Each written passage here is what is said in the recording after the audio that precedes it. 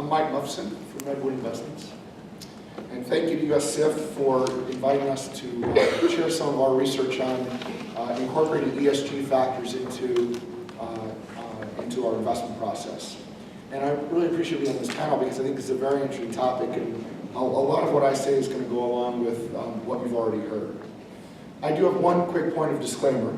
I did not start as an ESG believer. I thought it was a bunch of rubbish, actually. And maybe it was the fact that SRI portfolios kind of underperformed, and I read a bunch of ESG research, and it was inconclusive at best. But today I'm a believer. And it's because we figured out a way to use ESG research to enhance our investment performance. And to me, it's the numbers. The numbers are what proved to me that this works. And we really believe that companies that are adopting ESG principles are companies that are more forward-thinking with regards to resources, risk mitigation, and their business strategy, and overall better operators of their business. So we capture this value by integrating ESG into our investment process. So from this presentation, I think there's three key benefits that I want you to remember about integrating ESG into the investment process. First, enhance equity returns. Second, improve risk-adjusted returns. And third, amplify alpha factors. And I'll explain what I mean by amplifying alpha factors. So let me start with a little bit on Redwood Investments. My partner, Jennifer Silver, and I started Redwood Investments almost a decade ago. Each of us had extensive experience at big brand name investment management firms, and we saw a market opportunity to start a firm, an investment boutique, focused on having strong investment performance, attentive client service, but being set in a real entrepreneurial environment. And our assets under management have grown every year since we've started, and we feel very fortunate because we've built a great client base that includes foundations, endowments, faith-based organizations, public plans, corporate plans, and a host of private clients as well. Our belief is that our business is going to grow, and ESG is going to be one of the major contributors to it in the next decade. Our investment process is based on integrating quantitative and fundamental research to pick the portfolio candidates for our client portfolios. We utilize a proprietary quantitative model that we've tested for a number of years, and that model has some real differentiating factors. First, it's multi-factored, use about 45 different factors. Second, it's dynamic. We change the weightings of those factors based on the market environment. And third, it's broad-based. It works on companies from small to large and across all sectors. We really believe it's a key competitive advantage for Redwood. Now, after we run the quantitative model, we do fundamental research of the highest ranked companies. And we have a team of 5 investment professionals, all with decades of experience. And we conduct in-depth fundamental research, including company visits, financial statement analysis, building models, talking to competitors and suppliers. And from that, we draw a portfolio of stocks that have great characteristics in our quantitative model that are confirmed by our fundamental research. The Redwood Value Creator model pictured here highlights our objective on our stock selection process. If you look at the vertical axis, that's traditional financial factors.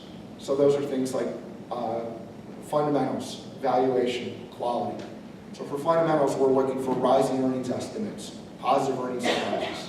On valuation, traditional valuation metrics. We want low PE, high free cash flow yield. And on quality, which is a term that's often used and really defined, we think of quality as companies that have high and rising margins and returns. So return on invested capital and return on equity. Along the horizontal axis, we're looking at environmental, social, and governance factors. And we utilize the data from MSCI, the raw data, and we then put that into a proprietary methodology for calculating and ranking each of the companies in the universe. The best companies on ESG and the best companies on the traditional fundamental factors end up in the value creator box. In essence, what we're looking for is the next Whole Foods.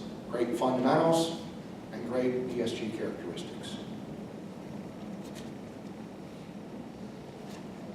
So this chart shows the absolute performance of 4 key alpha factors in our quantitative model: return on invested capital, estimate revisions, forward PE, and free cash flow yield. The green bar represents the top 2 quintiles, and the red bar represents the bottom 2 quintiles. And the numbers above it are the annualized investment performance over a 20-year period from 1989 to 2009. And you can see for each of these that the top 2 quintiles outperform the bottom 2 quintiles.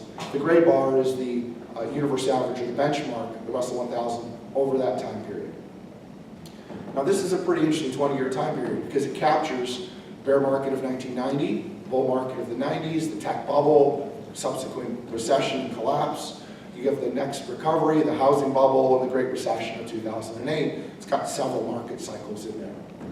So our conclusion is if you could build a portfolio that overweights these characteristics, and we look at 45 of them in our quantitative model, but at least these 4, you already have a portfolio that has a head start against the market.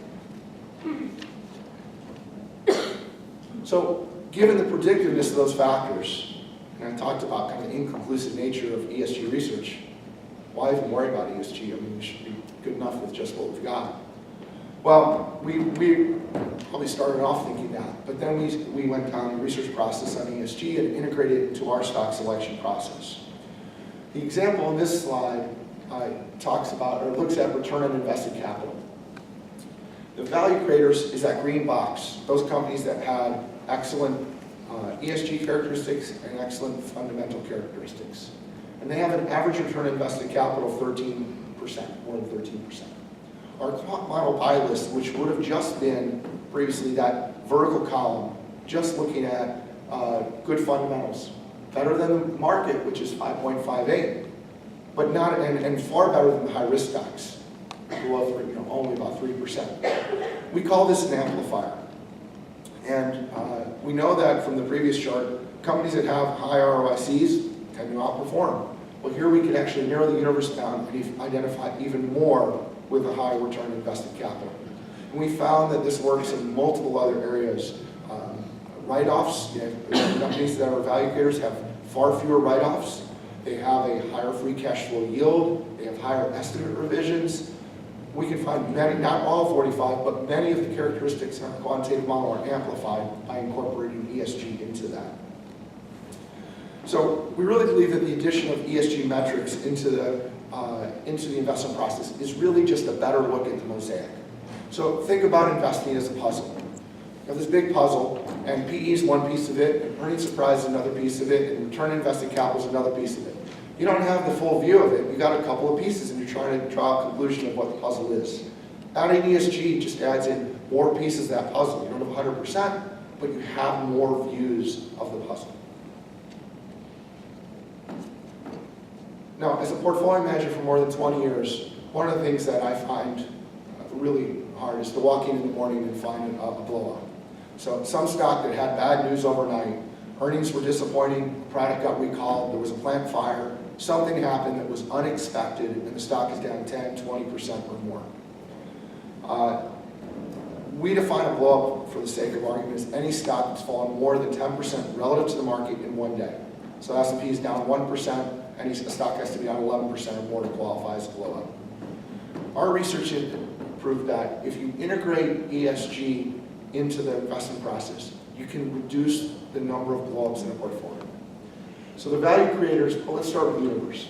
This is normalized to 1.0. So if you take the Russell 1000 and you add a random portfolio, you'd expect to have an average number of blow-ups of 1. High-risk stocks actually blow up 28% of the time more often than the Russell 1000. Our quant model already did a great job. It was 16% better than the Russell 1000. But the value creators are 19% better.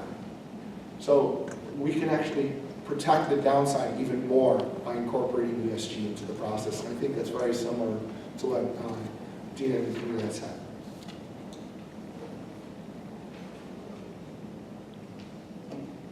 Now, if incorporating ESG with traditional factors helps identify companies that amplify the alpha factors on the upside, and protect blow-ups on the downside, should be in a pretty good position to build a portfolio that can outperform. This graph represents our quantitative model with no fundamental overlay, just the quantitative model, live data, monthly rebalance from since we started integrating ESG into our process in 2009. The green line represents the value creators, and the red line represents the high-risk stocks.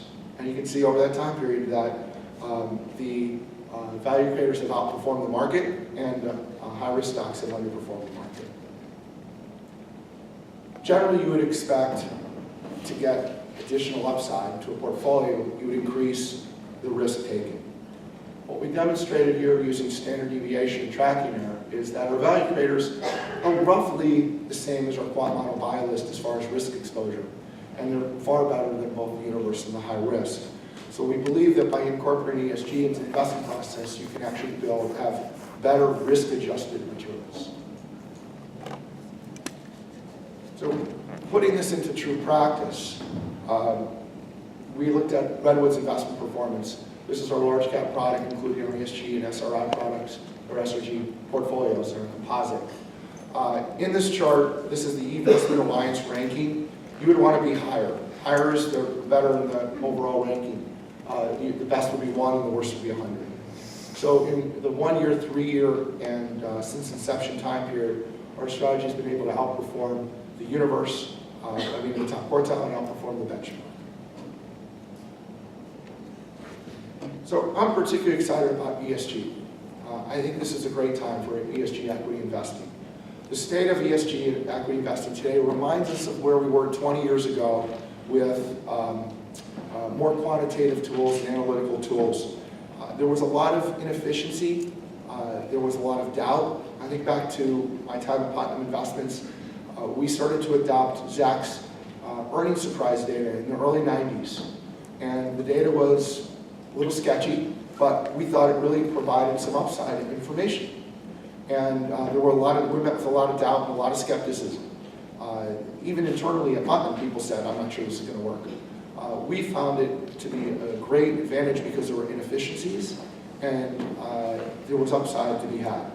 We think that's where ESG is today, and that this opportunity exists, and that over the next few years, as the data improves, the inefficiencies are going to be able to be wrung out, and there's going to be a chance to capitalize on that opportunity. With that, I'll pass it over to Lucas to moderate the Q&A.